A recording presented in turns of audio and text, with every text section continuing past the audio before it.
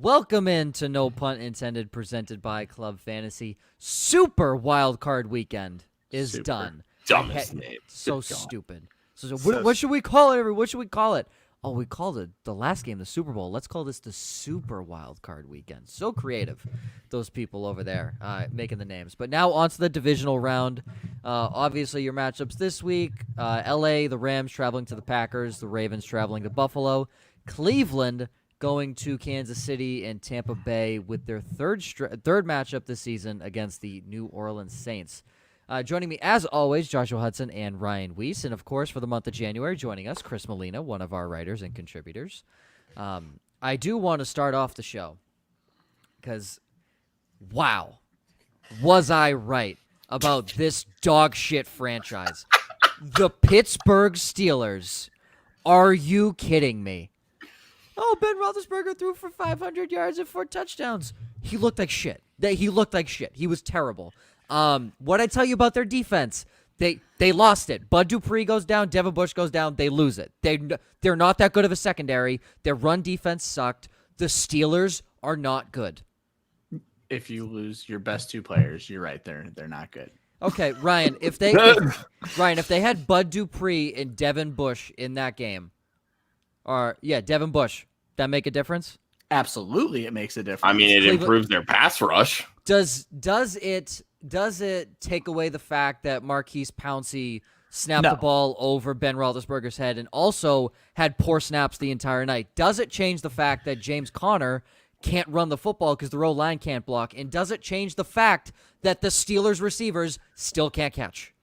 Doesn't change any of that, but it could potentially keep the score closer so that they're not playing from 28 back to start the game. The only disagreement I have, and I don't want to just jump in on something that hasn't even been said on the stream, but the fact that you just continually go after Mike Tomlin. Mike Tomlin is a good coach. He can't throw the ball for Ben, bro. Yeah, we've already had this fight. I'm not having it again. But is he, though, right? Because his team was wildly unprepared for this game. It showed. His team was unprepared. Who does that fall on? The head coach. It falls on nobody else. If your team is unprepared, same thing with Pete Carroll. The Seahawks were wildly unprepared for this game. McVay came in with a stellar defensive plan and was able to shut down the offense. Pete Carroll, terrible game plan. That game falls on Pete Carroll. The Pittsburgh Steelers game, that falls all on Mike Tomlin because of his poor game plan and his team was not ready. How much of a game plan still exists after 28-0? At that point, there's little of a game plan, but still, you have to adjust in-game. And yes, he did. They ended up putting up 37 points after the first quarter. But again, you're sitting there. He had his team unprepared for this game. And I'll give you that. Like I said, they definitely didn't come in with the killer edge, and they almost certainly took the Browns for granted. But I don't disagree. I disagree with Mike Tomlin. I don't disagree that the Steelers were 100% fraud, and Ben Roethlisberger needs to hang him up before he kills his own image. Sure, let's say this. The Browns, without their head coach, without multiple assistants, no Denzel Ward, no Kevin Johnson, Joel Bitonio, and they still come out and smack the Steelers. I loved it. I loved it too. And they lose Jack Conklin mid-game. Keep in mind, I don't even like the Steelers. I think Tomlin's a good coach. So. Tomlin is not a good head coach. Mike Tomlin is not a good head coach.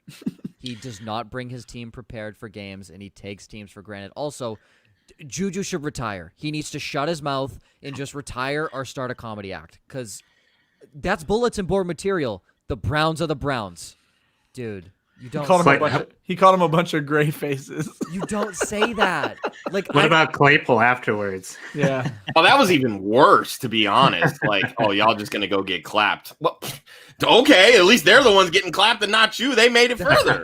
That's more paycheck for them, homie. Yep. Josh could see I traded Claypool away like the same night after that. I don't want him on my team after that. Like, that's toxic behavior. Get him off my dynasty team. Bad for the locker room. Claypool is going to be another bad Notre Dame NFL player. Just throwing that out there. One-hit wonder, Chase Claypool. We'll see. But we are here to talk running backs. And I guess let's start off here with a running back question that actually has already come in from McSweet. So he's asking which running back should dynasty managers pick first for the draft. He had actually asked me. He sent me a trade question on Instagram earlier. I assume we're talking rookie draft then, Joe. Yeah. Correct. Okay. Yes. So he had a trade offer on the table. He would give away Saquon Barkley for James Conner, Justin Jefferson, a pick in this upcoming draft, a first-round pick, and then in 2023.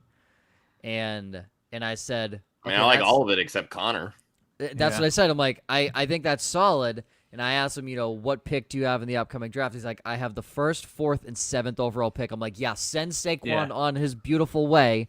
And tell him, just let him be. I mean, that's going to put you in a position to take Najee Harris at 101. At the 104, you probably have a chance at Jamar Chase or Devonta Smith, whoever you prefer out of those guys. Jalen Waddle, potentially even Javonte Williams, if people favor Travis Etienne more based on landing spot. You can reload your entire running back room and just discard Connor for a 3rd or 4th round pick or whatever somebody's willing to give up. In all honesty, you should see if he's willing to give you someone other than Connor. Yeah. And there might be someone he's valuing less that is a better pickup than Connor at this point. Yeah. I'm not a huge Saquon believer, personally. I think he's vastly overrated. But Jefferson clearly is not.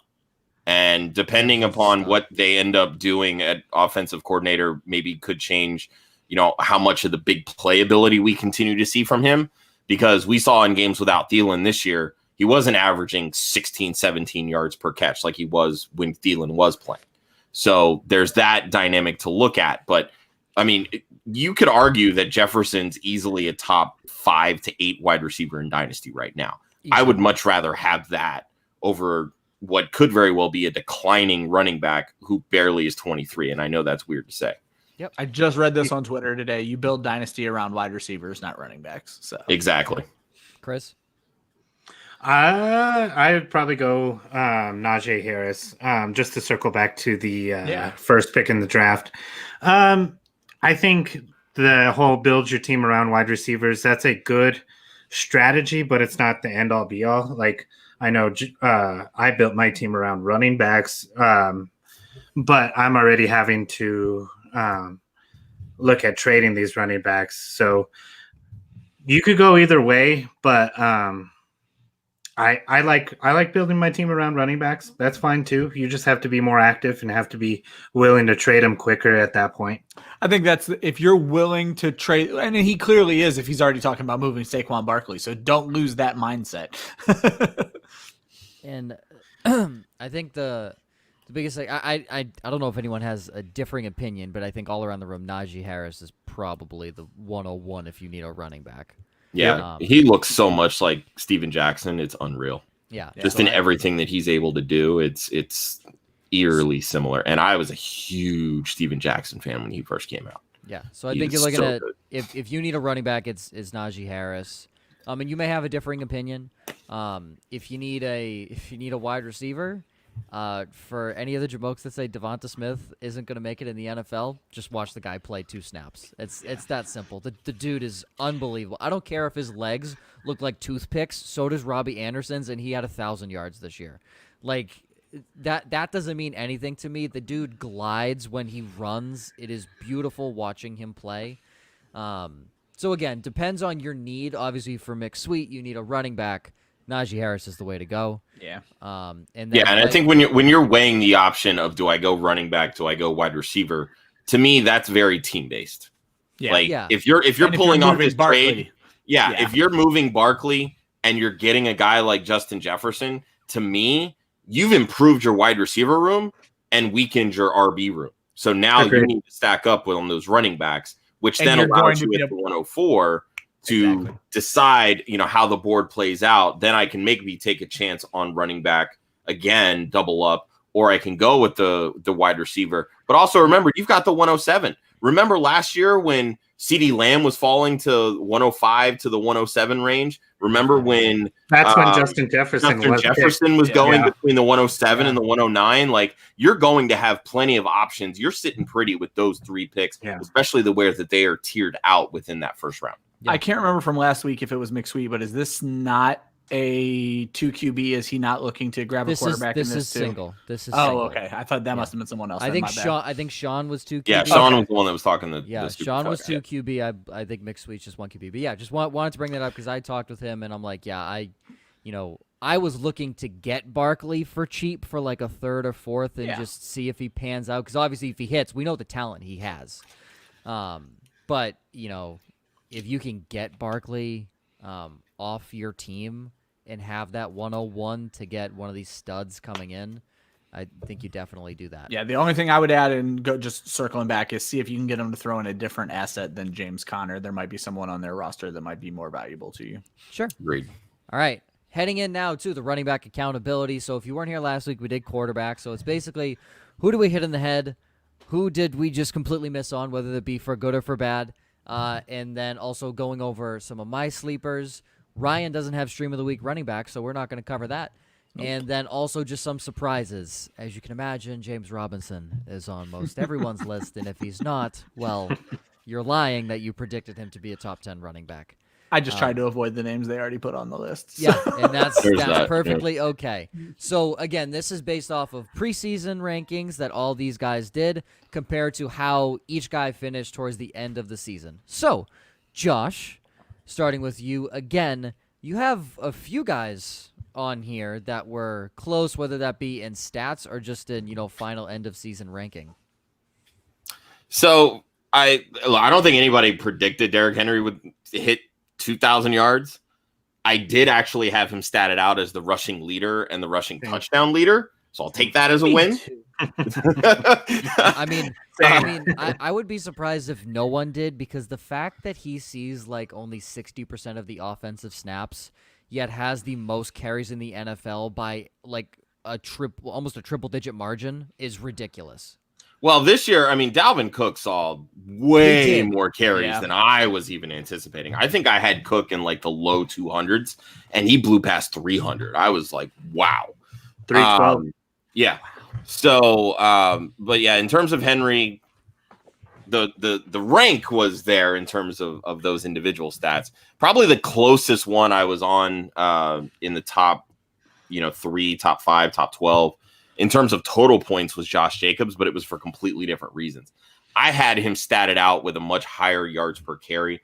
I was within just like 5 carries of what he actually ended up with, and I was roughly less than 3 points off of his actual total fantasy points. But he carried his year based on touchdowns, which I wasn't completely anticipating. I had him at a fairly decent touchdown total, but higher receiving work than what he ultimately ended up with. James Conner, I was fairly close on. I was within about 36 points or so. But just kind of looking at like where I projected him with 765 yards, 7 touchdowns, 4.3 yards per carry, and then him finishing with 721 yards, 6 touchdowns, 4.3 yards per carry. I wasn't too far off when I look at that. So I'm like, all right, cool. I'll take that as a win. But then kind of looking a little bit further down when everybody was hyping up Devin Singletary as like, he's going to be a solid RB2. I had him slotted in as RB31. He finished dead on at RB31. So I was like, hey, I'll take that W. And then looking at Adrian Peterson, which, again, when I had this statted out, it was for Washington. I didn't have a chance to go through and re-stat everything out after he was cut and then signed. To be fair, he basically played the same role in Washington. He did, exactly. And I didn't have him too far off. I had him projected at 632. 4.3 yards per carry, 106 receiving yards, and he had 604 rushing yards, 101 receiving yards. I was a little off on the yards per carry, but he had more touchdowns than I was anticipating. But still, he was within 10 position points of kind of where he was at. So, I'll take that as a mild W, I guess you could say. Something to throw out there, because we talked about the rushing attempts that Derrick Henry and Dalvin Cook had. They were the only two over 300 rushing attempts. Henry at 378, Cook at 312. Next was Jonathan Taylor at 232. Yeah, that's a huge drop. So Josh Jacobs, right? Josh Jacobs had 270. Sorry, hold on. Yeah. Hold on. It was not, for some reason, it was not going to that. I apologize there. But even the drop off, 273 to Josh Jacobs, then 247, 244, You keep going down. But I just wanted to bring up the Jonathan Taylor thing. Jonathan Taylor rarely saw carries in the beginning of the season, and he still ended up with 232 attempts. He had some heavy usage towards the end of the season. So for fantasy next year, he should easily be a guy that has over 300 carries. I would say that may be a guy that creeps into the 300 rushing attempts category. So just something to keep an eye on there. Chris, we're going to switch it up to you. So who did you hit the nail on the head with for preseason and then end of season? So the one I almost nailed was Aaron Jones. I had him for 205 carries. He had 201 carries. I had him for 48 receptions. 48 receptions, and he had 47 receptions. Wow. I had him for 13 total touchdowns, so a drop off a little bit from last year. He had 11. So that kind of balances out with, like, I put him at a higher yards per carry than what he actually had. I ended up missing on the yards per carry. But in terms of overall fantasy points, I came within 3 points. I had him at 261.4 and he had 258.9, which came out to be like my running back 8 or 9. But with the injuries, he moved up to running back 5. I think he's going to be pretty safe next year. If he's back with Green Bay, who knows where he's going to go. But a couple other guys that I did pretty well on. I didn't get it exactly, but like I did there. But like Kenyon Drake, I did well. David Montgomery, James Conner. Josh was talking about James Conner, how he had him at about 760 yards. I also had him at about that much. Let's see, exactly was 781 and 6 touchdowns, 186 carries. So I did pretty well there. I think that about wraps up how the running backs were harder with all the injuries, but they're very hard. I was going through myself and looking at how many people I projected out to hit 1,000 yards. And then how few people hit 1,000 yards. I'm like, yeah, I got to get better at this next year.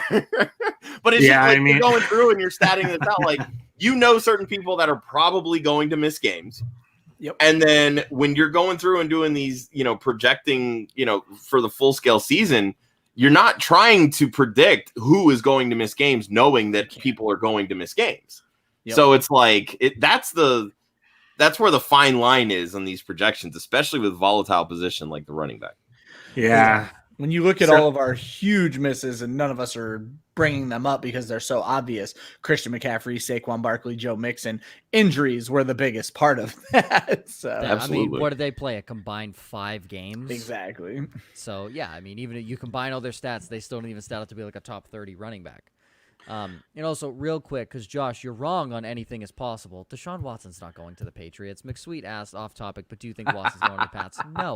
No, McSweet, would I love that as a Pats fan? Yes. Would you love it as a Pats fan? If you read what I wrote in the comments, you can see the connection. That's why it brings up between Casario and his. That's why it's being brought up. That's why it's being talked about. Sure, but for the exact reason that I said, it's probably not going to happen because you have to give up so many assets to get him, and your offense right now is devoid of talent. Yeah, I mean, just no. It's true. Anything is possible. This is not a part of anything. That's you know what? Statement. The Brooklyn Nets just gave up 18 first-round picks to get an overweight James Harden. So anything can happen. Josh, that was the same team that traded for Paul Pierce and Kevin Garnett and gave away 6 first-round picks. I know. It was a completely different GM, too. That's why I don't understand why this is happening. Same team that made that dumb decision. And still, oh, God. I know. You can't even say it's to fill the seats. Listen, like, nobody's going to games right now in New York. Off topic on basketball. Oh, my God. The shit show that is Kyrie Irving. Celtics fans could have told you this past 2 years. He's pulling an Antonio Brown right now. He really is. He's losing. He's worse than Antonio Brown. Like, oh God, egomaniac, moron. Kyrie Irving is ridiculous. Isn't he a flat earther?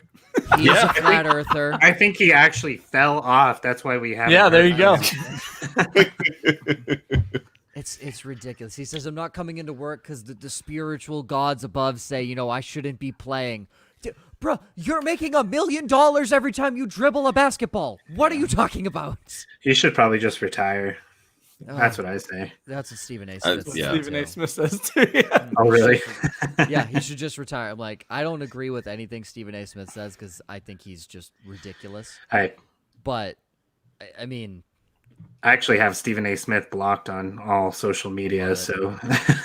Love it. I actually only follow Stephen A. Smith. Oh, weird. Well, to the Stephen A. Smith stan, Ryan,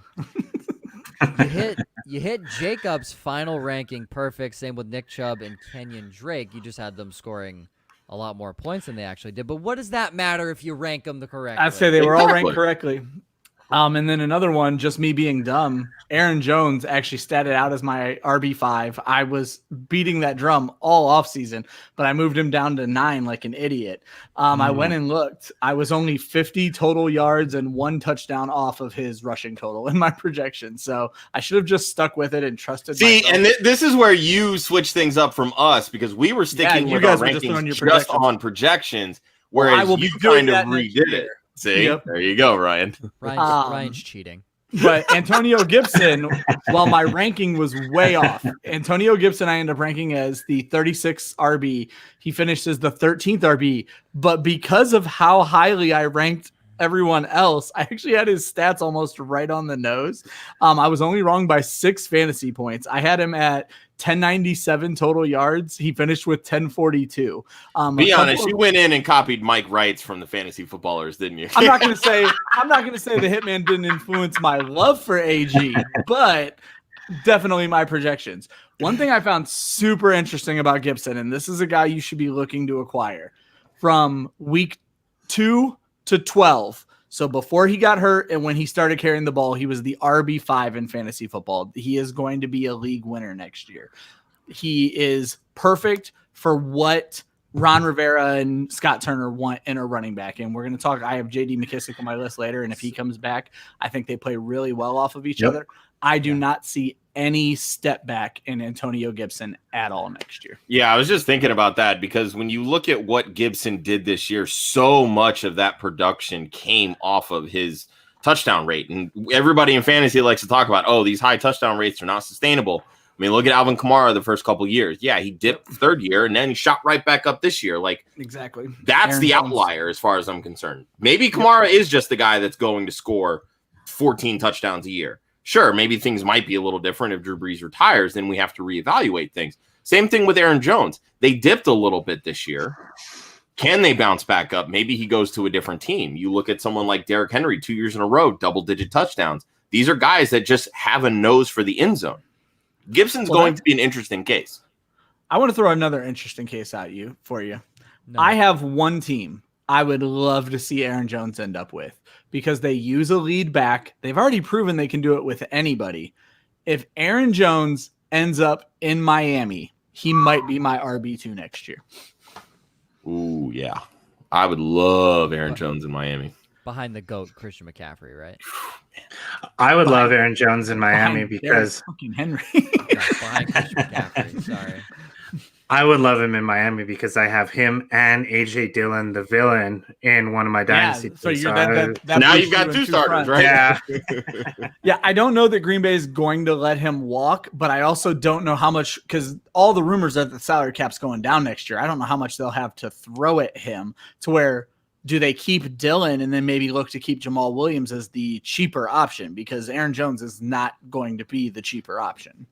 Free agency to me is going to be very interesting this offseason because you're looking at a lot of guys that obviously are going to want to get long-term deals, but with the salary cap the way that it is, and who knows when fans are going to be able to come back into the stadium at full capacity, teams aren't generating the same type of revenue. Don't get me wrong. They're still generating a ton of revenue, but because of the, that's cut in half. That 10 billion is now 5 billion based on just advertising. They already do it anyways, but they're just going to heavily backload the contracts. Even well, I was going to say, do you think any players have enough balls to pull what LeBron did with the Lakers and take a 1-year deal knowing that the cap is likely to go back up? That's the thing. I think running backs don't really have that option because of the lifespan of the position. It's not. But you could look at someone like an Allen Robinson, maybe that could. No. Just take a high 1-year deal. No. And it's not basketball. It's not basketball. You can sit whenever the hell you want. You have way less risk of injury than this game. No, I agree. So I agree, especially for someone like Robinson who's had a torn ACL before. Yeah, and has gone through those injuries and knows how important that long-term deal is. They're not going to do that. It's just simply LeBron can sit out whenever he wants. He doesn't have to try whenever he doesn't want to. So, and that marketing money too that he makes is far different than what. Yeah. So I mean, it's different because it's basketball. I can't see that happening in football. One other thing I want to throw out, two guys I was right on, Jacobs and Drake. Very interesting in the similarities between their games. Jacobs ended up finishing at 8 versus Drake 16, mainly because of touchdowns. Each of them only went over 100 yards twice this season, and they scored their touchdowns in half their games. Now I understand touchdown. We talked about, touchdown rate and being unsustainable, but we talked about this when I was hating on Jacobs, and he's still on my shit list, that he was really only usable half the time this year, and he had a lot of really big boom games. He actually scored 55% of his points in his 5 best games, which is a higher percentage than Kamara, who had the biggest games of anybody and still only scored 53% of his points in those games. Interesting. When Jacobs, outside of his top 5 games, his other 10 games, he was only averaging 10 fantasy points per game. So when you're going to come in next year, you're going to see Jacobs get drafted 2-3 rounds ahead of Kenyon Drake. They're essentially the same player, and I'm not super comfortable. I'm not drafting Jacobs at all, but I'm not super comfortable adding Jacobs in a 3rd, maybe 4th round when I can wait till the 5th and grab Drake, who's probably going to give me the same production, assuming he's back in Arizona. I was just about to say that could clearly change because he's a free agent. Yeah. So, because I wanted to bring that up, looking at the top 15 according to our Dynasty League here, it makes me want to throw up in my mouth that Josh Jacobs, Ezekiel Elliott, Melvin Gordon, and Kenyon Drake were top 15 running backs. This is that whole fight we were having. Want to throw up. Like, what makes a good running back anymore? So it's just that makes it. Well, that was a lot of my love for Gordon was red zone. He knows how to score in the red zone. 7 of his rushing touchdowns this year came inside the 10. It's 6 of his 8 touchdowns came in 3 games. Yep. Like the Denver offense as a whole was very inconsistent anyway.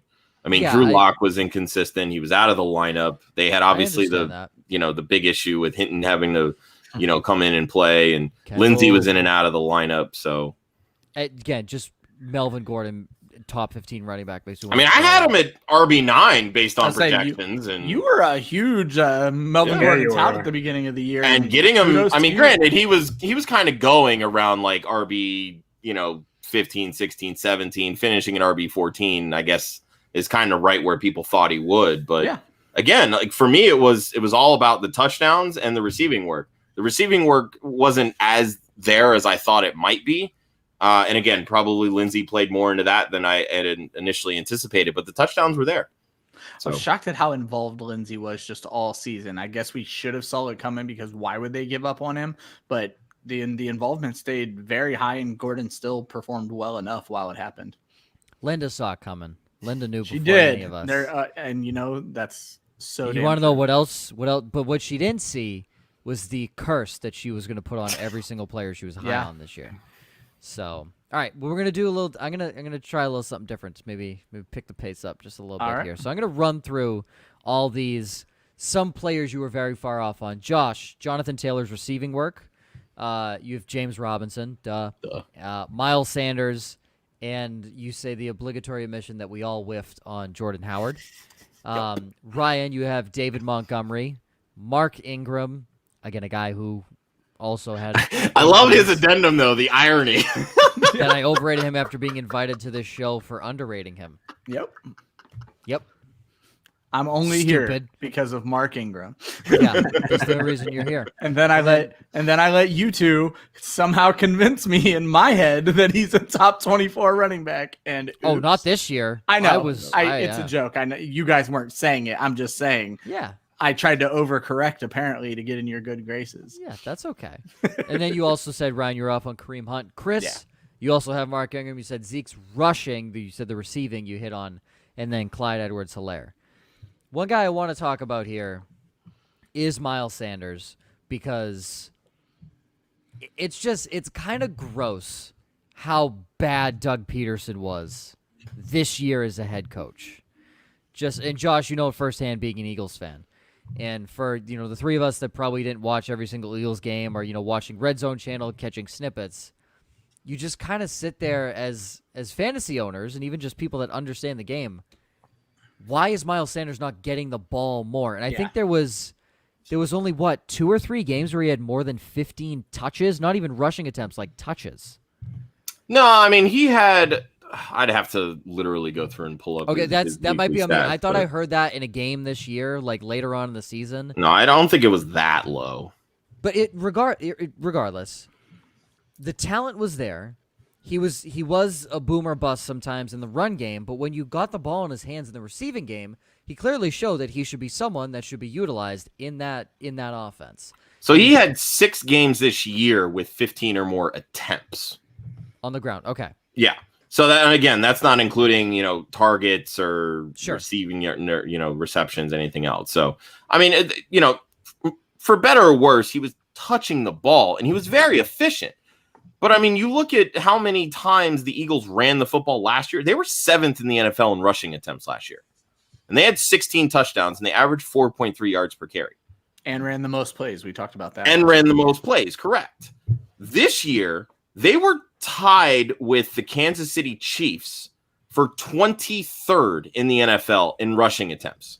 The biggest difference, they averaged 5 yards per carry this year.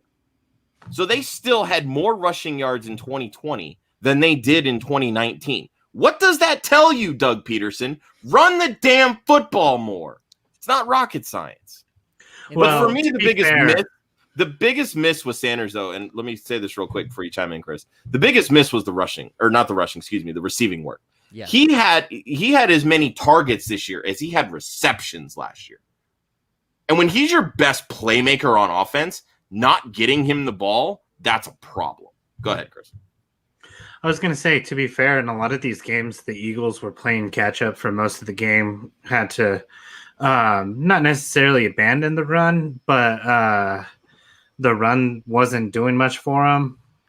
So I'm just going to I'm just throwing that out there. I'm not talking about his receiving work. You have a point there, but I was going through all of the Eagles games and I'm like, I remember them being down and having to throw, being down, having to throw, being down. And they were trailing every game. Yeah, well, the massive amount of Carson Wentz turnovers didn't help things. So. No, absolutely.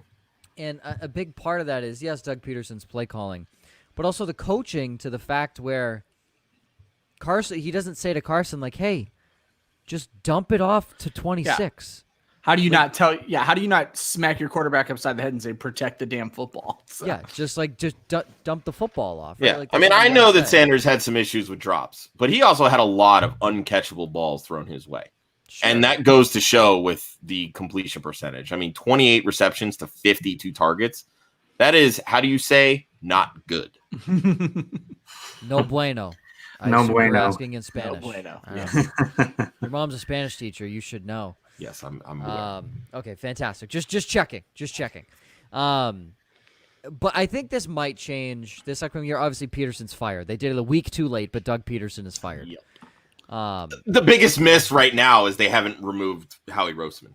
Okay, Howie Roseman. That's really the biggest miss. Howie Roseman as well, but the fact it took them a week longer than it should have to fire Doug Peterson.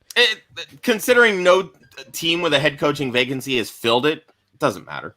No, sure. And I think I believe their first interview was with Robert Saleh of the... They're interviewing him now. They interviewed Joe Brady already. They plan to talk to, Deuce Staley, who's currently on the staff, and they've put out requests for Gerard Mayo, from the Patriots. Mayo I'm like, what? Gerard Mayo. They put in a request to people. talk to Todd Bowles, the DC in Tampa. Like, Oh, that guy who You know. who made the Jets worse. yeah. It's ridiculous. We'll I mean, see. I guess Mayo's a fresh face, but I think if you get a guy like I do like Salah just from an attitude standpoint. I Yeah. think that's somebody that players can get their wrap their head around. Like, hey, we believe in this guy. We want to go into battle with this guy, and him potentially bringing Mike LaFleur, the passing game coordinator from San Francisco, in, who's kind of from that Shanahan McVay tree. Which again, that's offensive philosophy and that Jeffrey Lurie likes. He likes the innovation, and these guys they've kind of, I don't want to say revolutionized football, but they've made offense more fun, I guess you could say. So what I'm getting at here with, you talked about Salah, defensive guys love to run the football. Yeah. So that's good for Sanders. We already saw what Joe Brady did with Mike Davis, who turned in a top 15 year. And if Christian McCaffrey was there, McCaffrey would have been top 2. Hobby. Yeah, like ridiculous what McCaffrey would have done in that offense with Joe Brady. So Sanders is going to fall hard in drafts. And you think he's going to bounce back easy? So. I think he's an easy bounce back He's candidate. yeah, easy. But I don't think it's like, bank it, put it in the money. That's like free money. But he has a real good shot of bouncing back. Granted, the Eagles need to work on their offensive line just a tiny bit.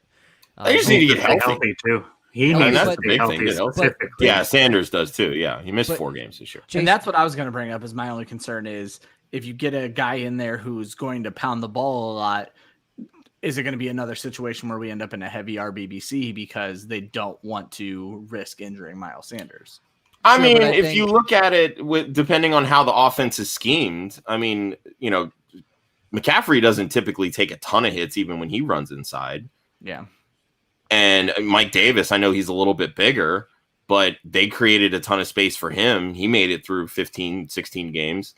If that's the case, then Sanders can break one because, again, this is a big That's play his type game. offense that he Yep. schemes. Like, CEH had 1,400 yards in that offense at LSU. So, I mean, that to me, like, that's your point right there with Sanders. Yeah. Yeah, and I think if Brady or Salah come in as the head coach, I think you're good with Sanders. Anyone else, check back in with us. But I think you get a guy who's a big defensive guy, super energetic, is going to want to get his guys, tough and pushing that line, pushing against the defensive line. And then Joe Brady, obviously, we know what he can do. I was going to say, all I know is if Joe Brady becomes our next head coach and we don't draft Jamar Chase at 6 overall, I'm going to cry. You guys need a left tackle more than you need a wide receiver. Oh, come on. Jordan Mailata is awesome. And don't forget, we took a left tackle 2 years ago. He just got hurt this past year. Yeah, that's true. It's just you have Jalen Reagor. What are you talking about? You have Jalen Reagor, Josh. Maybe he's better as a The- 1B versus a 1A. The greatest receiver to come out of TCU because there's literally no competition. Jalen Reagor had the best NFL season of a TCU wide receiver since the inception of the NFL because his competition is Josh Doxson. That Jalen Reagor caught a touchdown and already had a better season than Josh Doxson has. He's had a better career than Josh Doxson has. That's how good of receivers TCU has produced. But they have produced LaDainian Tomlinson and the all-knowing, all-being Red Rifle Andy Dalton. That's right. So gotta love the TCU Horned Frogs. All right. And then one player you thought would never finish where they did. We're just going to skip James Robinson because that's just apparent. That's just very apparent that James Robinson finished where no one thought he would finish. I guarantee you a lot of people probably didn't have him for a carry and probably didn't even stat out his projections. That's how low he was on the depth chart. So I did have him with carries. him with carries. I'm just saying, I did. I It wasn't a ton of carries, but I had him with carries. Shut up. I say I did as well because I went right up to the trade deadline. So when Fournette was gone, I put Robinson in, not for anything like what he did, but yeah, no, not for a top 10 performance. But I Josh, had him for a whopping 70 carries, which he might have done in a game this year. Josh, you have Clyde Edwards-Helaire is one of your guys. You also have Mike Davis, obviously big part of that being to injury, Myles Gaskin, and Ezekiel Elliott. Ryan, you have David Montgomery and J.D. McKissick. Chris, you have James Robinson, Le'Veon Bell. So the interesting one I want to talk about is David Montgomery, because obviously what he did in the second half of the season made his season. And that's obviously when you want your guys to show out, is the second half of the season to, push you into the playoffs and ultimately win you the championship. He finishes top 5 guy. He's in the same conversation as Aaron Jones, Jonathan Taylor, James Robinson, despite one of the worst, if not the worst, offensive line in the NFL. So when it came to projecting David Montgomery, what was the reason you missed on him so much? The big thing for me was he was just so boring as a rookie. 3.7 yards per carry, barely hit 7 yards per catch, and these were the things he was supposed to be good at. And so I couldn't see the leap. I was a big Tariq Cohen tout coming into the season. I thought they were going to use him in a Tyreek Hill-esque role. I just thought this was going to be the year, going back to what he did 2 years ago. So over-projecting Cohen hurt my projection for Monty. But on top of that, I did not see him. He jumped over 4 yards per carry, over 8 yards per catch. These were not the leaps I saw him make. A big part of that being, again, going back to Cohen, I didn't expect his targets to double from year 1 to year 2. That's fair. No, that's 100% fair. Yeah, I personally had Montgomery at 3.9. I still had him over 1,000 yards, which, that's, kind of what he ended up doing. But yeah, the same point about the receiving numbers. Like, those receiving numbers jumped up, let's be honest, because Tariq Cohen tore his ACL. Hurt. Yeah. So, go ahead, Chris. I wouldn't just give it all to Tariq Cohen. I think he did make that rookie to second year running back leap to where they trusted him more on third downs as well. Sure. You could say it's because Cohen got injured, but he looked really good on third downs, both blocking wise and receiving wise. So I think that's probably where I missed on as well. My biggest concern for him, 41% of his fantasy points this season came in the passing game. And I want to give kudos to Josh. He's someone who drew my attention to something like that, because with a document he's been working on was seeing how many points came from certain areas of people's game. And if the assumption is Cohen's back and he's with the team, I believe they just signed him to a longer deal last year. Before he got hurt, yeah. And they're not changing coaching staff at all. I'm not saying you're wrong at all, Chris. He obviously took a step up, but they're not going to forget about Cohen. And to have almost half of his points come from the passing game, where he is guaranteed to lose work to a healthy Cohen, I'm actually concerned about an overdrafting of David Montgomery next season. So let's play this hypothetical. If Allen Robinson departs in free agency, and they don't bring in or draft a top flight receiver, and they go into their season with Anthony Miller, who, by the way, they don't move out of the slot. Nope. Like, he's a slot receiver. Yeah, they do not move him out of the slot. Like, when they go to 12 personnel or anything of that nature, when they go 2 wide receiver sets, Miller's off the field. Yep. So you're looking at Mooney, and then as of right now, Javon Wims. Those would be their outside receivers. Best deep threat in the NFL, Javon Wims. Oh yeah, the one that can't catch a beautifully thrown ball right in his breadbasket in the end zone. Yeah, that Trubisky will have till the day he dies. When you look at it in terms of that, and they don't make that upgrade at wide receiver, do you think that they could run more, say, 21 personnel with Montgomery, a la what Washington did, what Cleveland did with Hunt and Chubb, and get more opportunities for their running backs in the receiving game? I'm not saying it's not it could happen, sure. But if they don't bring in a legit number one to replace Allen Robinson, would you still be fading Montgomery the same way that you're talking? So the pecking order for targets and the options in that offense, just, in the passing game, it goes A-Rob, and again, this is off last year. A-Rob's the number one target every single play, unless he's a decoy. But most of the plays, A-Rob's number one. And Mooney's their deep guy. He's their deep guy. When Cohen was healthy, he was arguably number 2 in the pecking order in the passing game.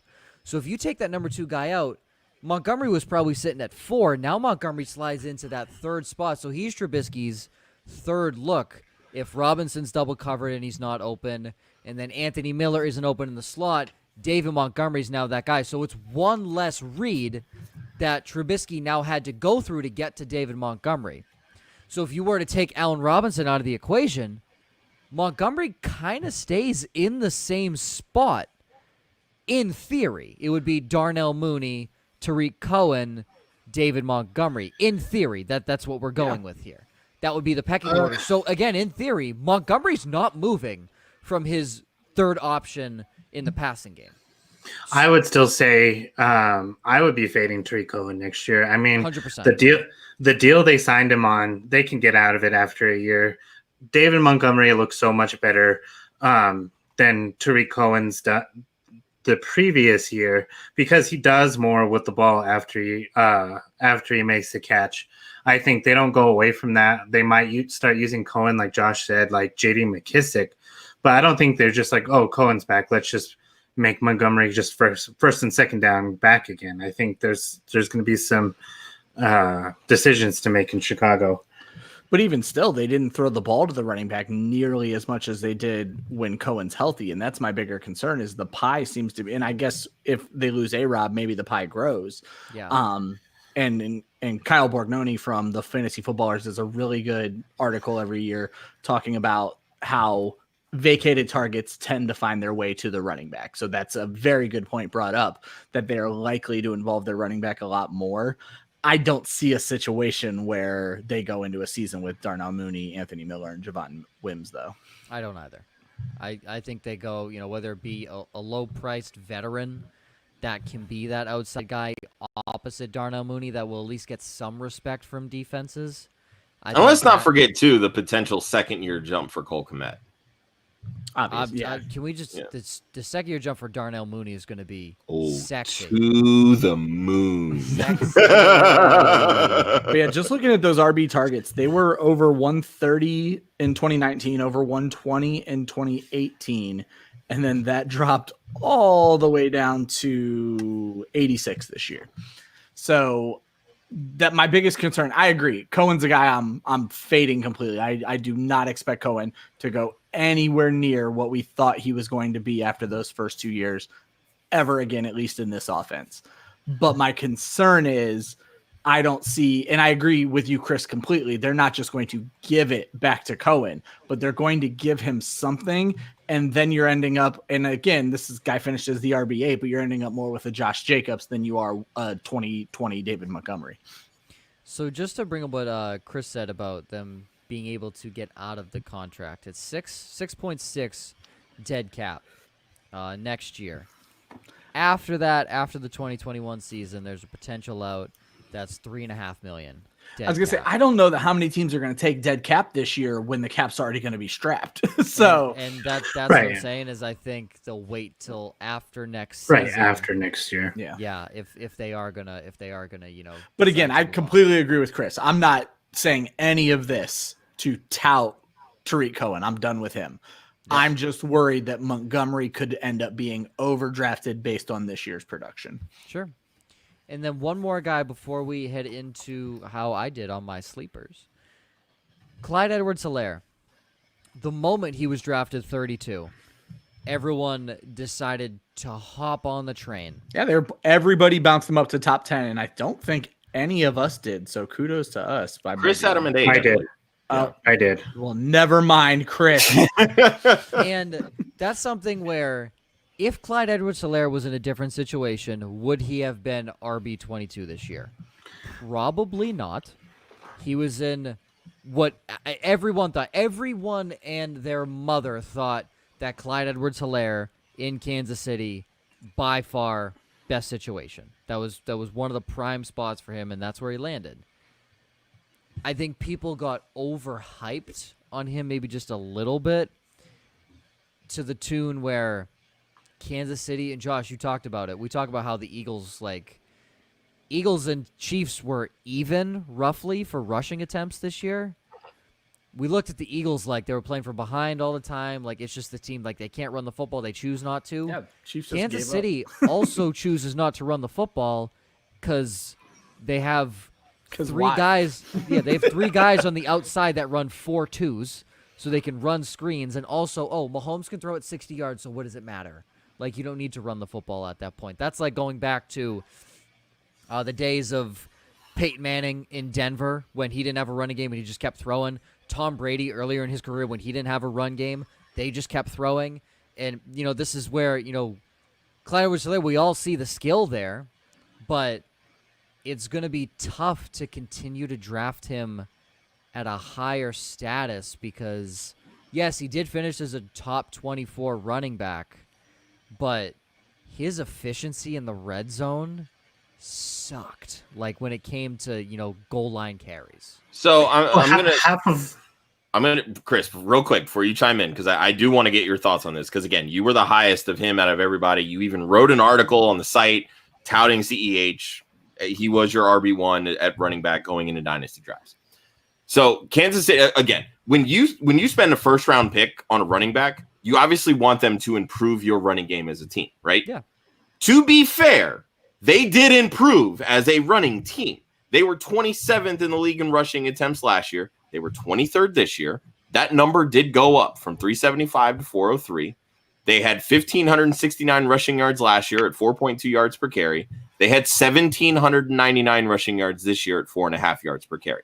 The biggest difference, which again, Joe, you alluded to, and I have a bunch of stats that I will share after Chris is done about the red zone. They had 3 less touchdown runs this year.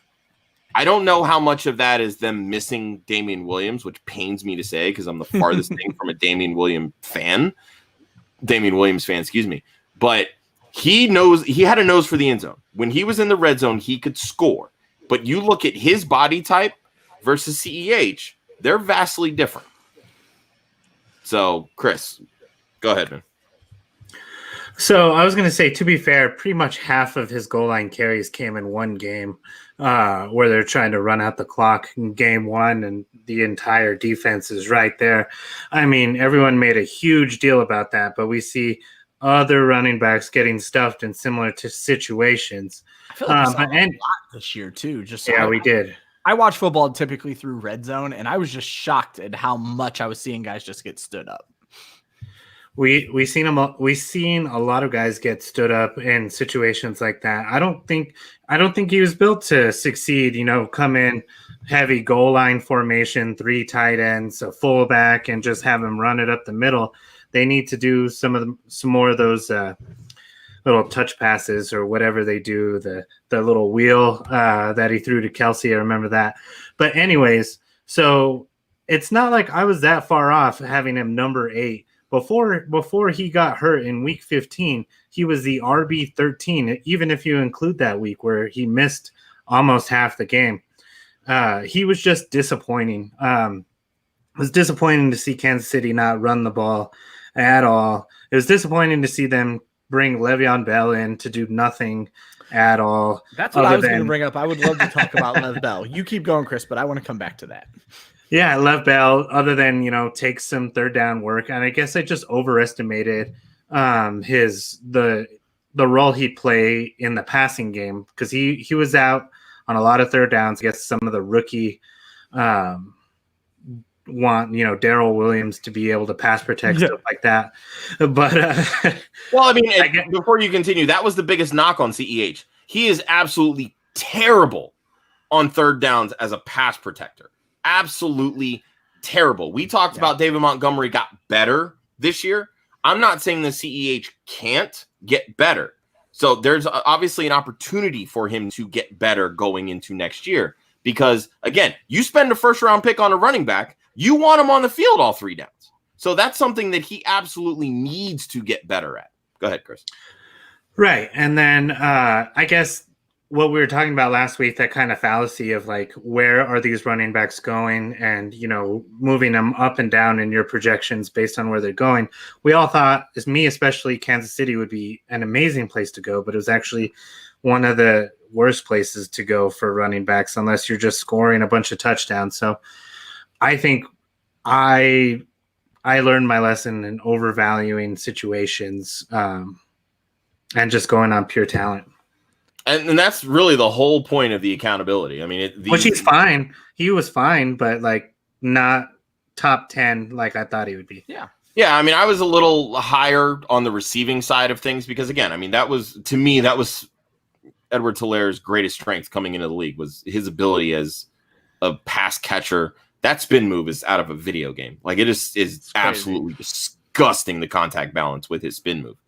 But the nose for the end zone, he just doesn't have it. Like, we mentioned the red zone stats. Like, I was pulling these stats literally right before we got on air. It rushes inside the 10-yard line. He was 25th among running backs in the NFL. Among the top 40 running backs in rush attempts inside the 10 zone, he was tied for the fewest rushing touchdowns at 1. He averaged 0.9 yards per carry inside the 10 zone. That is not good. Like, I understand, like, so much of that is put on that first game where, like, I feel like he was stuffed like 6 times inside the 5, inside the 10-yard line. Like, that's going to, that's going to stand out in your mind, right? But again, like, if your team is not going to trust you in those situations, how can you trust it, like, us as fantasy managers and people that are projecting out stats? Like, how can we sit here and say, oh yeah, this is going to be the year that he spikes and gets 9 touchdowns? Like, I understand he's just a rookie. He can get better. I get that. But everybody knocks him because of his size, right? He's 207 pounds. He's 5'3" on a good day, it feels like. But like, Jeff Wilson Jr. is 6 feet. Sure, he's a little taller. He weighs 17 pounds less and had 6 touchdowns inside the 5. So it's like, maybe the size plays a role. Maybe it doesn't. Maybe it's just the scheme. Running backs just don't do well in that. Which, again, I say I don't know that that's the truth, because when you look at Kareem Hunt, his rookie year in 2017, yes, again, a bigger back, he had 7 rushing touchdowns inside the 10. So, again, maybe we're looking at a situation where Damian Williams was on COVID list this year. He opted out. He comes back next year. Do they roll with him as that second back? Maybe he ultimately becomes that red zone guy for them. And we just, CEH is just going to be an RB2, and we just need to deal with that. So and see, what concerns me, we talked a little bit about third down usage is, and this kind of gleans to, what did they bring Lev Bell in? Was it to play keep away from a rival? Because he only saw 5 carries on third down the entire season. This might include his Jets games. I don't even know. 5 carries on. I think he only played 1 game with the Jets. Okay, well, there you go. And no targets. That's what Bell used to. They're literally used to talk about how he was another receiver for the Steelers. So I don't know if Bell is washed. I don't know if Andy Reid hates him. I don't know what was going on there. But on third down, they only scored 3 touchdowns this entire season, the running back group. They were scored by Lev Bell on 5 carries, Anthony Sherman, the fullback, and Darwin Thompson. Williams nor CEH scored a third down touchdown this year. I just don't quite understand. And I guess if it's working, we don't have to understand, but I don't understand what they're doing with those running backs. And it will be interesting to see if Damian Williams just takes over a much more substantial role when he comes back, because Andy Reid just seems to want to use everybody. Something to add in on that Jeff Wilson Jr. stat, Josh. Jeff Wilson Jr. is a downhill 6-foot runner. Clyde Edwards-Helaire is a beanstalk that is a shifty guy. We were talking, his spin move's great. His trucking ability, not really there. He doesn't have that downhill. He breaks a lot of speed. tackles, though. He breaks a lot of tackles, sure. It's more in the open field, though. I agree and with that's you the thing on is, that Jeff Wilson Jr. can run you over because of his size. You can't do that at Clyde Edwards-Helaire's size. It's funny. What had us so excited about Edwards-Helaire is probably what's hurting him, because when they run play action on third down and inside the 10-yard line, they don't have to go to their running back like a lot of teams do, like the Cleveland Browns do to Kareem Hunt. They have Travis Kelce out there. They have Tyreek Hill, who can't be covered on a slant route, to where you have these 2 other targets that just do things a little bit better than what CEH does. He's a victim of non-necessity. They don't need him. Yeah, that's exactly it. Non-necessity. I think that sums it up pretty great. Yeah. So we'll see if things change next year, but don't go in there thinking CEH is going to be your RB1 like a lot of people at least had in rookie drafts. He was going to 101 immediately. Well, Chris brought up a really good stat, though, that I had no idea of. Going into that injury in week 15, he was the RB14, so he could still be 13. an RB1. 13. There you go. He could still be an RB1, but it's going to be one of those. We joked about it with David Johnson. We joked about it with Josh Jacobs. We're joking about it with Kenyon Drake, who fell down to 16 this year. It's a boring RB1. It's a take your medicine. It's Ezekiel Elliott. It's you didn't know he was your RB1, but he just kind of did it. So, I want to see what the Chiefs do in the playoffs because their offense has been in trouble lately, and we'll see. I haven't heard anything about CEH, whether he's healthy or not. On the practice field, I believe it was today or yesterday. One of those. I don't know how effective he was, or if he fantasy data has him listed as questionable. So I think that's a current tag. Because Damian Williams blew up last year in the playoffs, and that's what had and everyone. The year before. Yeah, so we'll see. I'm hoping that's a very good point because that could change. That could change everything. About that'll absolutely change the perspective. Like if CH blows up Damian Williams, absolutely. Oh God, RB1 to the moon. That's going to be everybody this offseason. Absolutely. No, it's not.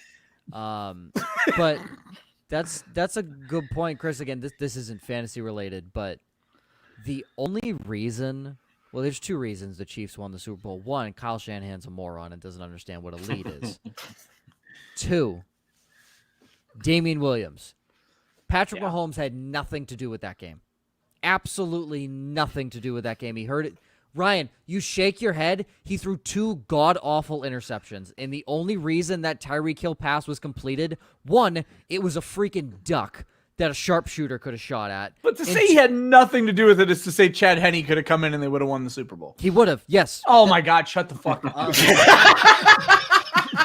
Ryan, Damian Williams had over 100 yards and 2 touchdowns. The I'm game not tire say and the Patrick clincher. Mahomes didn't do anything, but I will say that he did not deserve the MVP. It should have been Damian Williams. Yeah. I will be on that side. He hurt his team more than he helped them. I said Chris Jones should have had it, but that was just me. So Patrick Mahomes hurt his team more than he helped them in that Super Bowl. You cannot argue that. No, not at all. But that's not saying that he didn't won't do argue anything. Yeah, I that mean, basically means recently he didn't they're do put- anything. Mahomes ran the football in and pitched it to Travis Kelce. Congratulations. Like, he didn't look good.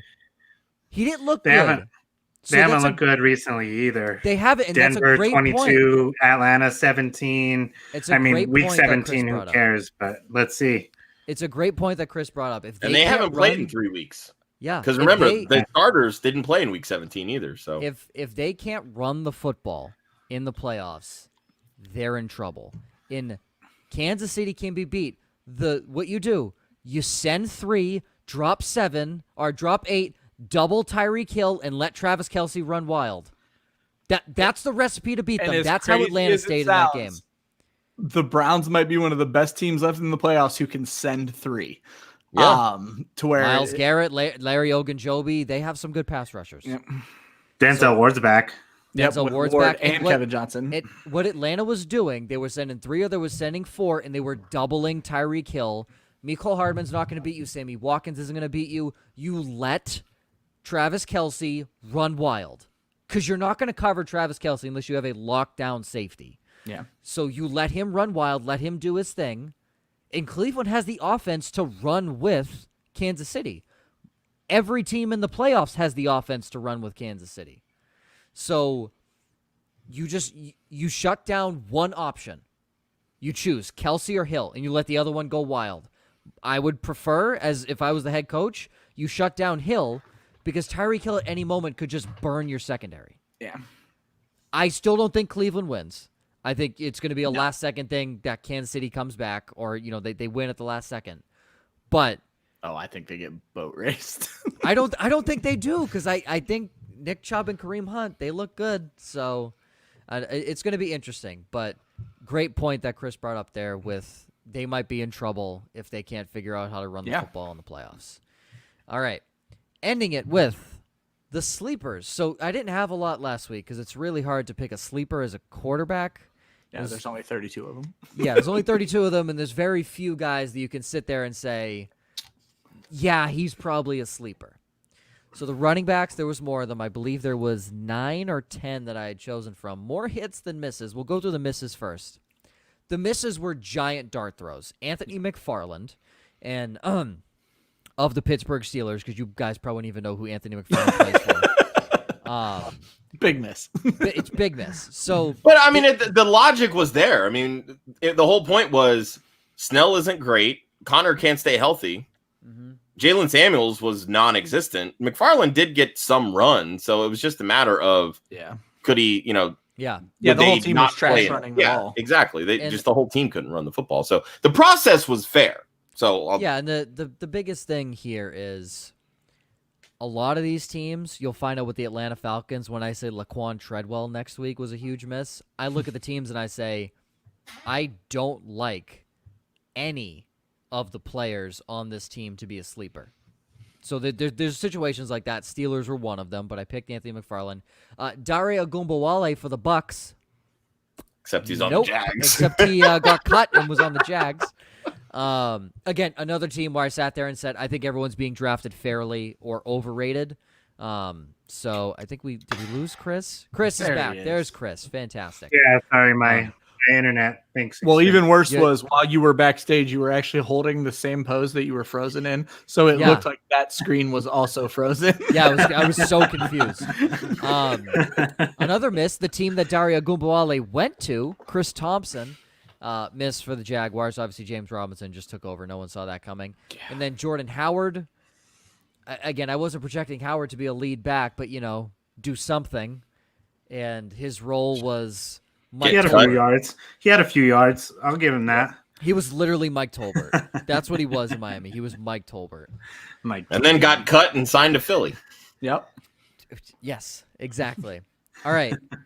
My hits, the biggest one, Nyheim Hines. I was saying that from day one this offseason that Nyheim Hines would be a guy this year. And they used him much differently than I thought he would. I just said he was going to have 90 catches. I just said he was going to be used as a receiver and less as a running back. Wrong about that. Regardless, ended up as a top 20 guy. Speaking of Nyheim Hines, I wasn't too far off on his receiving totals. A little off on his. He ended up with I think 63 receptions. I had him at 62. Nice. Oh, yeah. I had him at like 106 because I was Nyheim Hines all the way. But Nyheim Hines, Tony Pollard, regardless of if he was playable most weeks or not, he was the better running back than Ezekiel Elliott in that backfield this year, just based off of how he ran. Yeah, I disagree.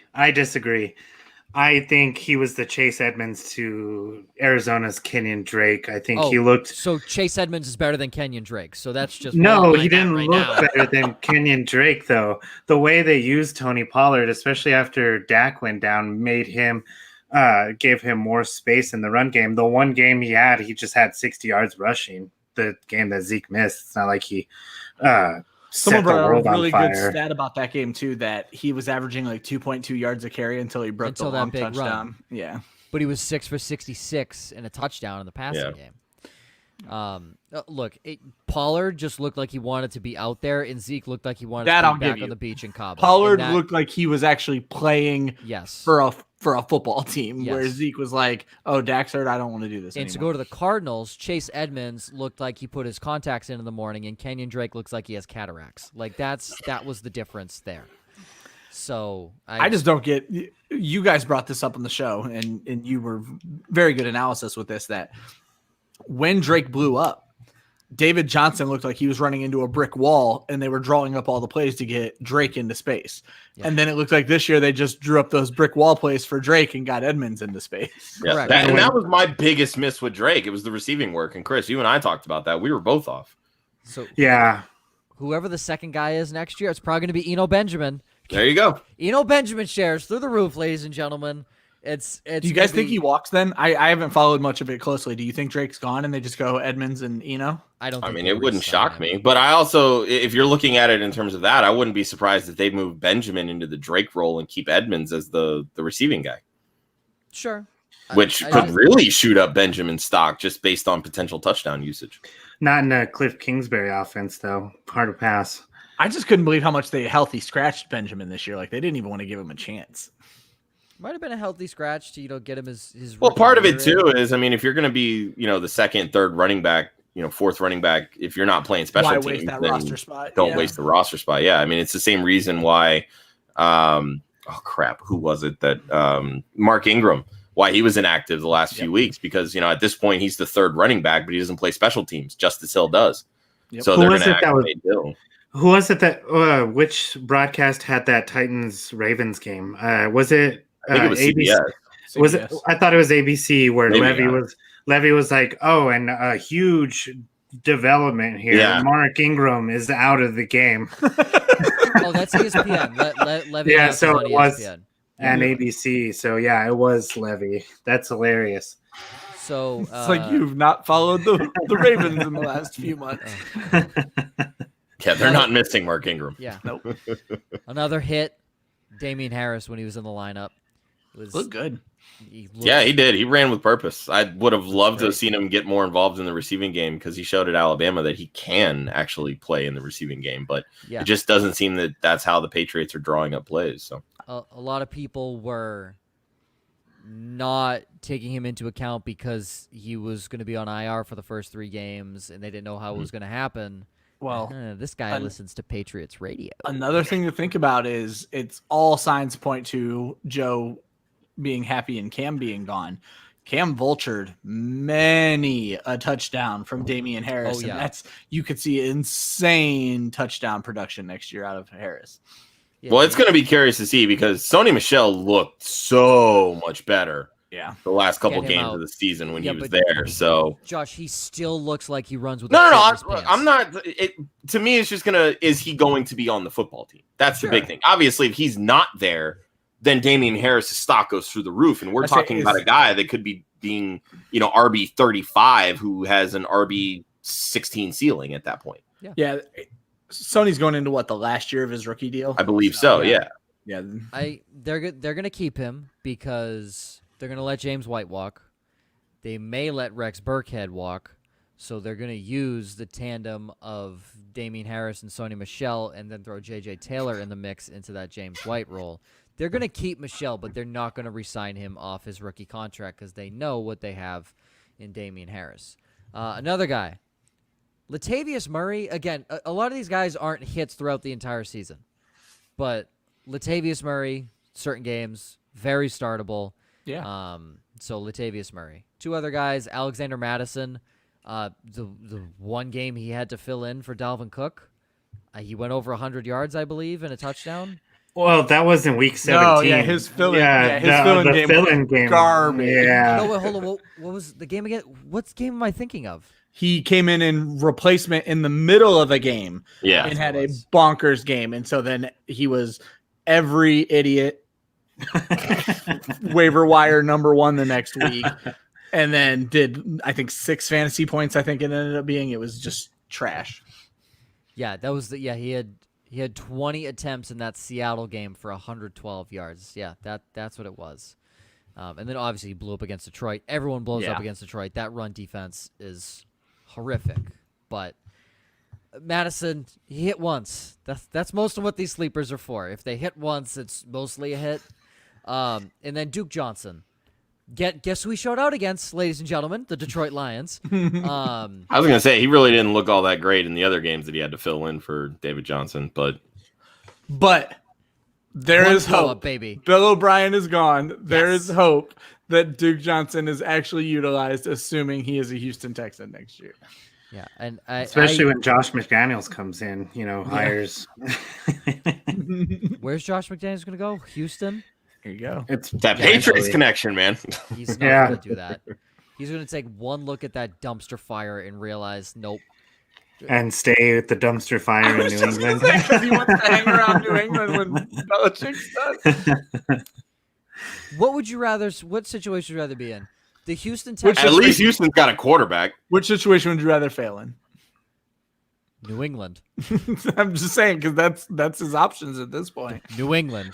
I would rather fail in Houston because New England has a great fan base, so Yeah, but they're gonna be coming for his head after 1 year if he doesn't Bill Belichick-esque.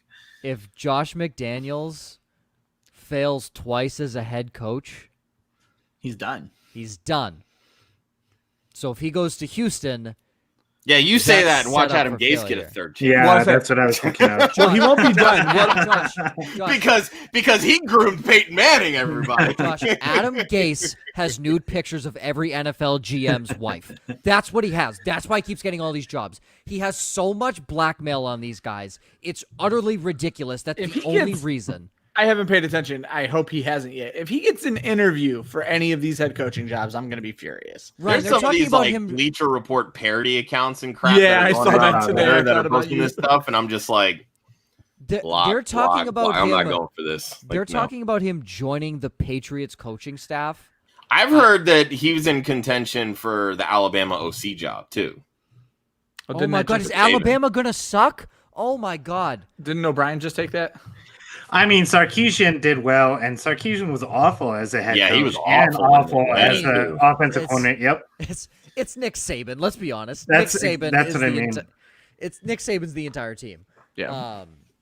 But oh God, Adam. I know Bill O'Brien's in talks. I don't know that he's taken the job, Yeah, but I just went and double checked. I know that Gase was another one that they were looking at too. So, but I mean, again, like this is what Saban's doing. He's bringing in these coordinators that have coached in the NFL, and really, it's what's seasoning their players right now, and that's why they're all such high draft picks. If Gase goes college, I don't think we'll ever see him again. If he stays in the NFL, what's going to end up happening with Gase and more specifically with McDaniel is now McDaniel is clearly groomed to take over the Patriots, but we talked about if he fails again. McDaniel's the guy who's going to be on somebody's staff and he's going to be like friggin' Romeo Crennel, 70 years old, and have to take over for somebody. Yeah. And Lee brought up he doesn't want Adam Gase doing the Patriots laundry. Yeah. Lee, it makes me mad that Adam Gase is a 45-minute flight from Foxborough. Like, I don't even want him that close to the team.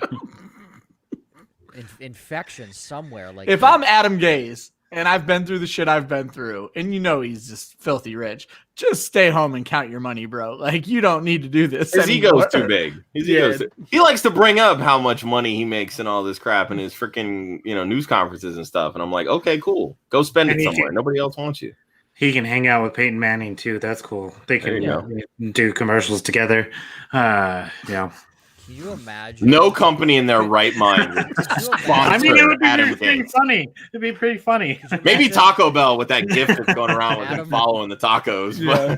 Imagine Adam Gase selling nationwide insurance to you. Because he looks like a nationwide insurance. He looks like he would sell insurance door to door. He doesn't look like an NFL coach. He looks like he would sell you insurance door to door, or he's one of those scammers calling you about your car's extended warranty. Yeah. Sounds about right. Adam Gase. It does. We always find a way to talk about Adam Gase. Yeah. Always. Oh. We're hitting on the greatest hits. God, he's awful. He should not have a job in the NFL. He shouldn't. Like, it should be like silent partner, and by silent I mean like they muzzle him and duct tape his eyes shut. Like that's silent. Before we wrap up, Josh, I have a question as an Eagles fan. Sure. No. Do you think they made the choice between Wentz and Peterson, and this means Wentz is staying?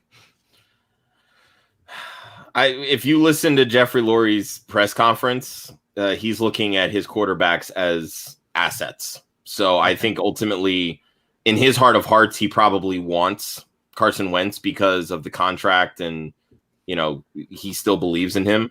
But at the end of the day, whatever coach is going to come in that they think is going to be the best fit, they're going to let them decide which quarterback they roll with. Okay. And that's the impression that I've gathered, which I think is absolutely dumb because, like, you can't. Quarterbacks are alphas. It's just who they are in their nature. Like, you put two guys that have that sort of alpha mentality together. It's like batteries, right? When you have the same charge, when you bring them together, they repel. Like, that's what they're doing, and it's fracturing the locker room. Magnets. I will say this. I guarantee whoever comes in will have to reevaluate Nate Sudfeld. Just saying.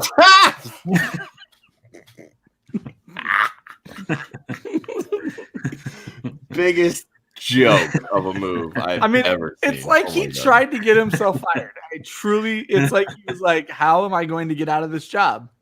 Let's do this. No, I mean, it just boils down to, Peterson wants more control. For whatever reason, I feel like Jeffrey Lurie is just scarred by giving Chip Kelly more control in personnel decisions. So he's going to be like, oh, I'm just going to let the GM do it all. Well, the problem is the GM knows nothing about scouting and personnel. The only thing he knows is numbers. He's a stat sheet guy. That's it. He can run the cap. And even he's not even doing that well. So they're absolutely bad. They have the worst cap situation in the NFL right now. It's unbelievable. So there's just, I don't know. I really don't. I was talking with a couple people and I said, they're probably like the top coaching candidates that they really want are going to look at this roster and the cap situation and be like, why do I want to come here? Because in 2 years, they're going to be like, you're fired because you're not winning. Yeah. So they're gonna land on someone like Mike Kafka, the QB coach in KC, or they're just gonna stick with like Deuce Staley, and they're gonna treat him like what the Bucks did, like Raheem Morris. Like after like a year or two, it's gonna be like, no, you're done. You couldn't turn this around, and they're not gonna have any shot at all. It's terrible. So I hate advanced analytics, but when they turn in the way against Nate Sudfeld, I have to use them. Adjusted yards gained per pass attempt in that game against the Washington football team, -1.1. Yeah, boy. Net yards gained per pass attempt, our average net yard gain per pass attempt, -2.07. In 12 attempts, he had a 14% sack percentage because one play his O-line didn't even block for him because they were just like, why didn't you spike the football? In 12 attempts, he managed an 8.3 interception percentage. Not bad. Not bad. In his first 5 snaps that he took, he had 2 turnovers. What more do you need to say? Like, what more do you need to say? It's just, he was literally he was asking to Poor guy. Poor guy. To get fired at this point. Nate, I'm sure you're a great guy. And like I say with Jared Goff, Blake Bortles, I'm sure you guys are lovely gentlemen. You're just bad at the sport. That's it. Stidham, Cam Newton. Jared Stidham, Cam Newton, Mitchell Trubisky, Nick Foles. Who else? Matt Ryan. Yeah, we'll just Carson Wentz. We can throw in that conversation now. Daniel Jones. Oh God, yes. He was there the moment he got drafted. Oh God, Dwayne Haskins. Yeah. The former Josh Rosen. I'm gonna backtrack. I don't know that Dwayne Haskins is a nice guy. Okay, that's fair. That's fair. Or Josh. I love Rosen, that. That's what we're backtracking on, right? Josh Rosen, quote, there were 9 mistakes taken ahead of me. Okay, Josh. Okay, how's the 10th mistake coming?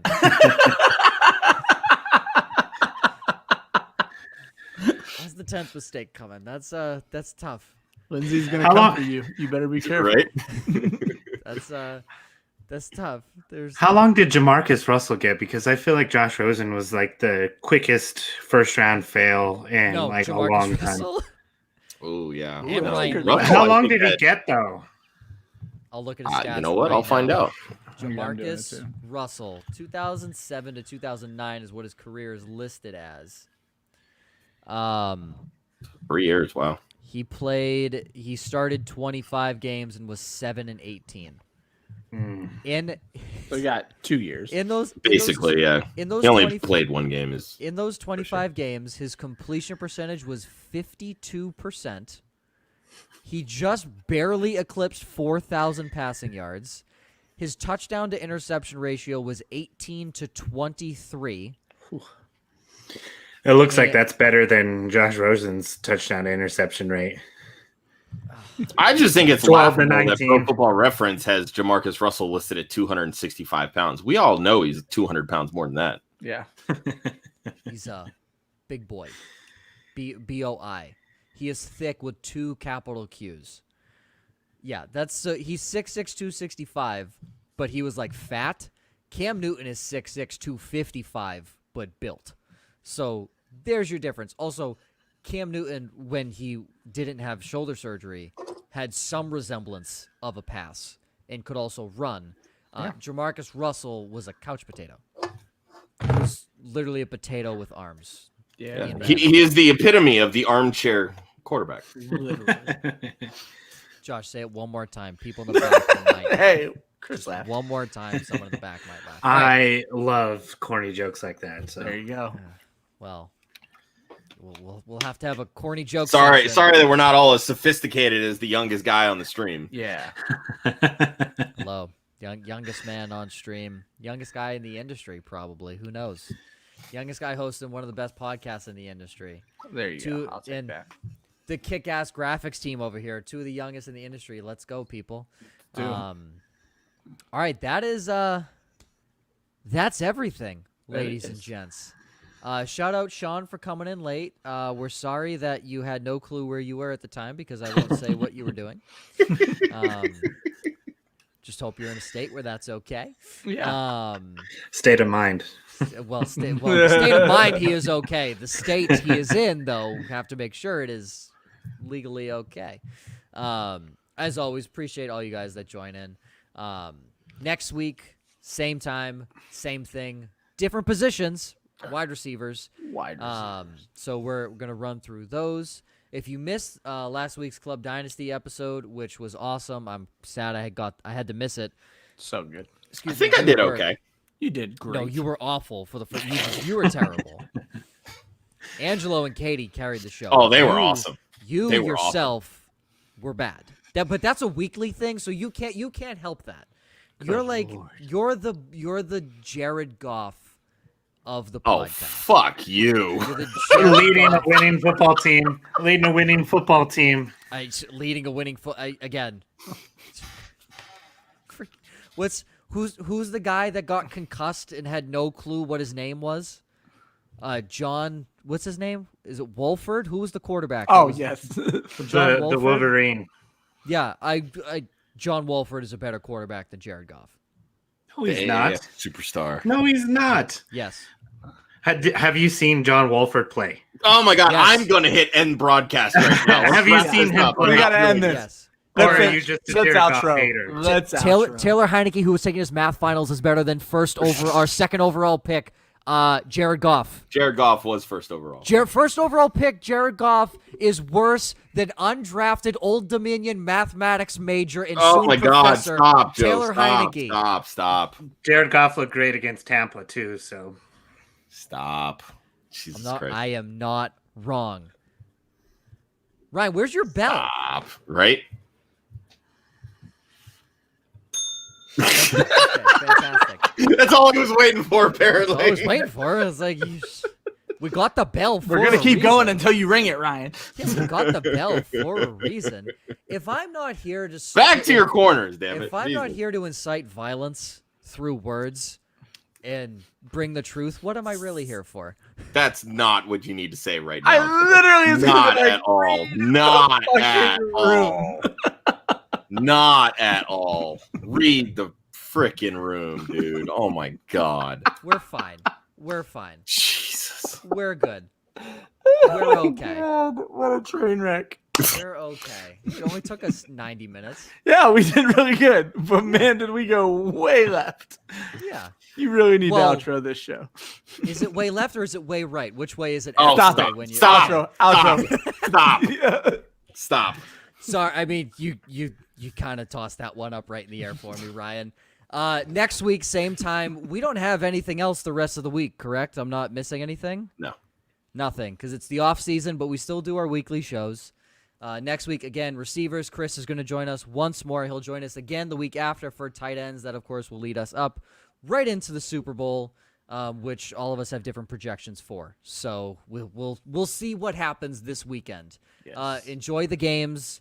I don't think any of them are bad. They should all be relatively close and relatively really good games on both sides. I don't know why Ryan's shaking his head. Are you Kansas just? City is going to boat race Cleveland. I don't think they are. I think it's going to be close. I think Casey's run defense is a tad overrated, and I think Chubb and Kareem Hunt are going to keep them in the game. Yep. We'll see. We'll see. Yep. I think it's. I'm with Joe. I think it's going to be interesting. Wow, you guys agreed on something. Holy There you shit. go. The only That's the way we need to end the show. There right we go. there. The only thing we disagree on is Jared Goff. It's not like That's basically it. That's the That's only basically thing. it. Yeah. That's it. I don't know why you're taking this way out of context here. We just disagree on Jared Goff. Way That's out of all. proportion. Yeah, that's all. That's all. Yeah, just Josh over here. God, jeez. Here to have fun. You can follow Josh at the One Hudsonian, Ryan at the Fantasy 5, Chris at ChrisMo2413, myself at Joe_Zolo. You can follow Club Fantasy on Facebook, Twitter, and Instagram at Club Fantasy FFL. The URL is clubfantasyffl.com. We have our own personalized YouTube now. Shout out Josh for making it. So you can check that out, youtube.com/c/clubfantasyffl. Don't forget that little C before our name and then the next slash. Because I didn't know it was there. So You have to need see know it. It's there. You have to see it to get to that point. Now Yes, we're Chris.